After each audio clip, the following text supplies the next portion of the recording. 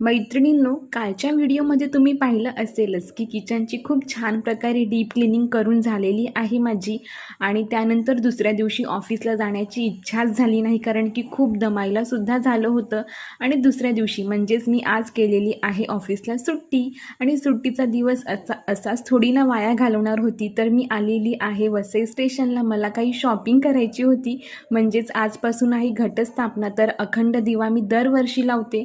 आणि माझा गेल्या वर्षीचा जो अखंड दिवा आहे तो तुटला होता, तर एक दिवा मी परचेस केला. त्यानंतर एक तांब्याचा जो तांब्या असतो ना, तर तो सुद्धा मी घेतला कळशीच्या आकारामध्ये, तो सुद्धा मला खूप आवडला. आणि एक छोटीशी कढई मला घ्यायची होती स्टेनलेस स्टीलची, तर ती सुद्धा मी घेतली.